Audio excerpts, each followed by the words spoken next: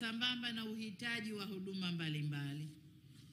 Kwa upande wa pili, wilaya hizi ni mwenyeji kama alivyosema katibu mkuu wa viwanda, miradi mikubwa ya viwanda na pia bandari ya Dar es Salaam na maonesho ya kimataifa ya Dar es Salaam na mambo mengi ndani ya Dar es Salaam, bila kusahau uwanja wa michezo wa Mkapa. Haya ni maeneo muhimu sana kwa uchumi wa mkoa wa Dar es Salaam na kwa nchi kwa ujumla. Sasa tumezungumza hapa, tumesikia mambo kadhaa ambayo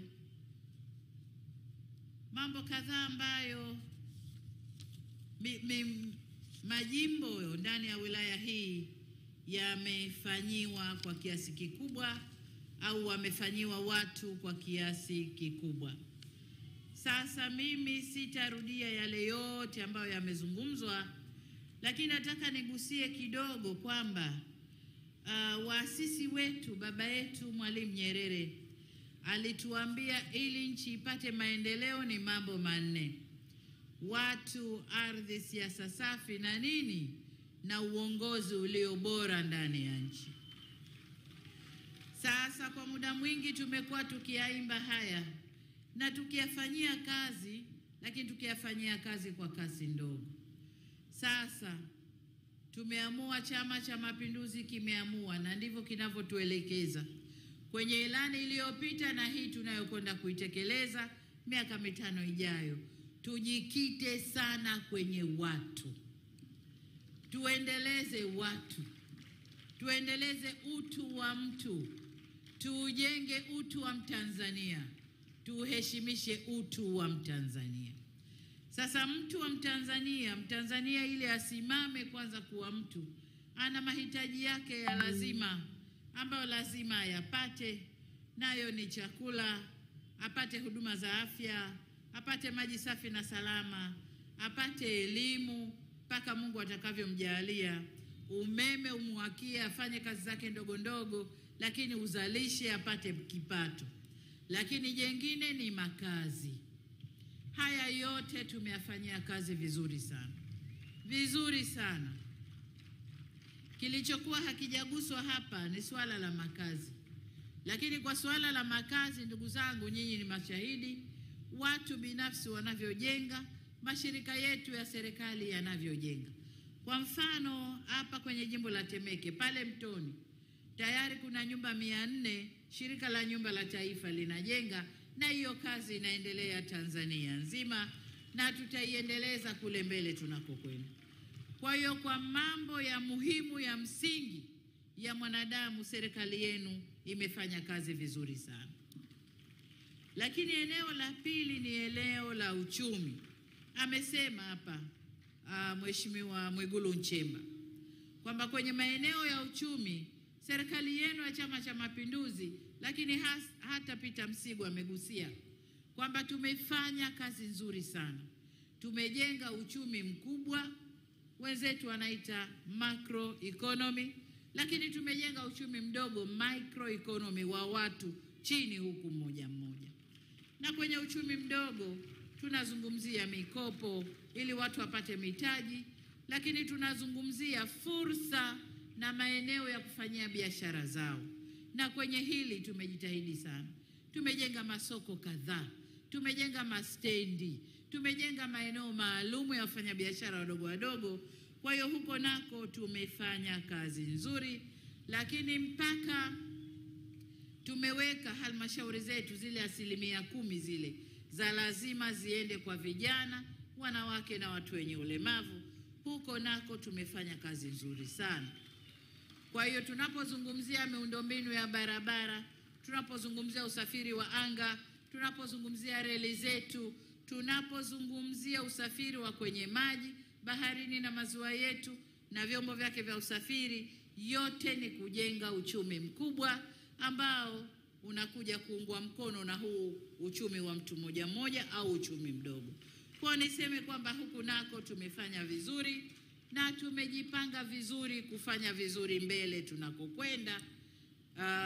Ilani zile za mkoa zitasema, lakini hata ile ya taifa ina vionjo vya kuja kusupport au kuunga mkono wafanya biashara wadogo wadogo. Kwa mfano, tumesema tutaanzisha mfuko, tutaanza na bilioni 200 kwa ajili ya wafanyabiashara wadogo wadogo, na tutaona jinsi mfuko unavyopungua ndivyo utakavyoujazia. Kwa hiyo mambo yapo mengi kwenye ilani ndogo. Lakini jengine kwenye kumjenga Mtanzania ni masuala ya haki za mtu, haki za Mtanzania ambazo kwa kiasi fulani tumezifanya vizuri sana. Tumeimarisha vizuri sana mhimili wa 3 wa dola, mhimili wa mahakama na mhimili wa sheria. Tumeuimarisha vizuri sana. Amesema Makonda hapa, sasa haki zinapatikana. Wale wajana walikuwa wakisumbuliwa kunyang'anywa nyumba, mume kafa na nini, mambo sasa yako vizuri. Ni kutumia tu yale fursa ambazo tumezitengeneza, watu wazitumie na haki ipatikane. Lakini zamani kama una kesi itakuchukua hata miaka 2 haijeshi. Sasa hivi mambo ni tofauti. Haki ya mtu inapatikana haraka haraka. Kwa hiyo hata kwenye mambo ya haki na kwenyewe tumefanya vizuri. Lakini eneo jengine la kujenga utu wa mtu na kumpa mtu asimame kuwa mtu ni eneo la furaha, ndugu zangu. Ni eneo linalomburudisha mtu. Huko nako serikali ya Chama cha Mapinduzi imefanya vizuri. Kwenye michezo ya mipira na nini, katibu mkuu amesema vizuri hapa. Lakini leo tuna makundi ya wasanii wa aina mbalimbali, wa maigizo, wa muziki, wa nini, wote wanafanya kazi, wanapata riziki zao na watu wanafurahi. Kwa hiyo eneo la furaha nalo liko vizuri. Lakini eneo la furaha, kama unakaa pazuri, unakula vizuri, afya nzuri, maji unayapata, umeme unaona, unapotaka kuwasha TV unawacha, furaha ipo tu. Ipo tu. Ukitaka haki yako umeipata, michezo unacheza, furaha ipo tu. Kwa hiyo kwa eneo hilo nalo tumefanya vizuri na tunajipanga kufanya vizuri zaidi. Eneo jengine ni uhuru wa mtu. Uhuru wa mtu kama ilivyo kwenye katiba yetu ya Jamhuri ya Muungano wa Tanzania. Uhuru wa maisha, uhuru wa kusema, uhuru wa kujumuika, uhuru wa nini? Uhuru usio kwenda kinyume na mila na desturi zetu kama Watanzania. Huo tumewaachia. Tumewaachia na utu wa Mtanzania unasimama vyema. My friend and I are foodies, but we don't like to share. Lakini eneo jengine na la mwisho nalotaka kulizungumzia ni maendeleo jumuishi, ndugu zangu. Zamani watu wakipenda kujiita sisi wanyonge, wenye ndugu zetu wenye ulemavu sisi wanyonge, mwenye ulemavu wa ngozi sisi wanyonge, na walikuwa wanyonge kweli, sababu wao ndo walifanywa mtu anataka bahati kamkamate mchinje mkono upeleke, upumbavu mtupu. Lakini leo yote hayo hayapo. Leo wanapata fursa na haki zao kama anavyopata fursa mtu mwingine yoyote Tanzania. Nilisema juzi kwamba tunatekeleza maazimio ya kimataifa na sheria zetu za ndani kwamba hakuna mtu anayeachwa nyuma kwenye sekta zote. Tumewaangalia wenzetu wa makundi maalum na mahitaji maalum katika sekta zote. Hatujafanya 100%, lakini kazi inaendelea. Kule nyuma tulisema kazi inaendelea, sasa hivi tunasema kazi na utu. Kwa hiyo kazi inaendelea. Nataka kuambia nini? Kwenye eneo la kujenga utu wa mtu ili tupate maendeleo, huko tumefanya kazi nzuri sana. Lakini tuangalie eneo la pili la ardhi. Tanzania tuna ardhi kubwa sana. Tumeigawa kwenye matumizi kadhaa. Tuna mahifadhi, karibu 40% ya ardhi yetu ni hifadhi. Hifadhi na mbuga za wanyama. Na kwa nini hifadhi?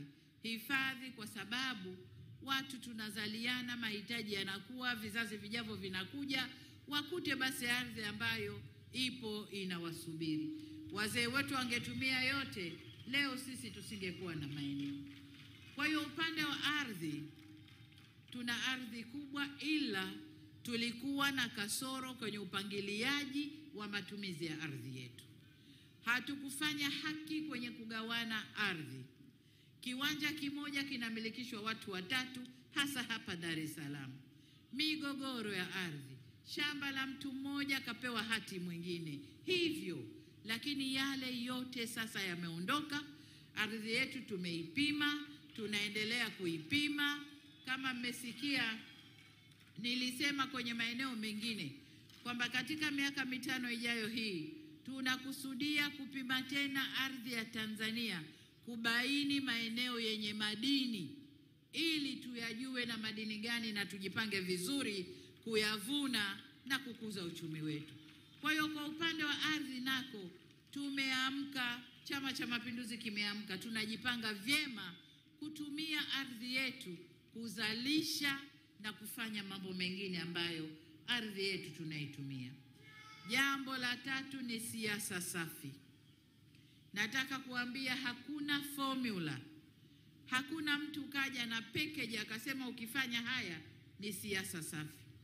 Siasa safi ni ile inayohakikisha nchi yako iko salama, watu wako wako salama, watu wanajumuishwa kwenye kufanya maamuzi ya mambo yao.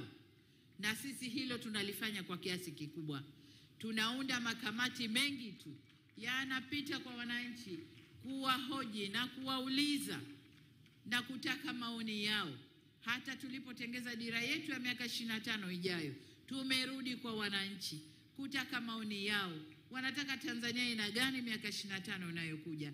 Maoni yao ndiyo tumekaa kitako na kuandika dira yetu. Lakini hata panapotokea mazonge ndani ya nchi, tunatengeneza tume zinakuja kuwauliza, mnatoa maoni yenu. Hiyo ndiyo siasa safi. Wananchi wanajumuishwa kwenye mambo yanayowahusu, wako salama, usalama wa raia na mali zao. Hiyo ndiyo siasa safi, ndugu zangu. Watu hawagombani, hawapigani. Hiyo ndiyo siasa safi. Mnapokerana, mnapoudhiana, mnaitana, njoni tukae, tuyazungumze. Kwani kuna nini? Tuelewane, twende pamoja. Hiyo ndiyo siasa safi. Sasa kwenye uongozi bora, mimi nadhani ni yule mtu ambaye ameyakusanya yote matatu hayo, akaenda nayo vizuri na nchi ikaenda mbele kama tunavyokwenda Tanzania hivi. Kwa nini nimeyasema haya? Haya ni mambo ambayo Mwalimu Nyerere alituambia.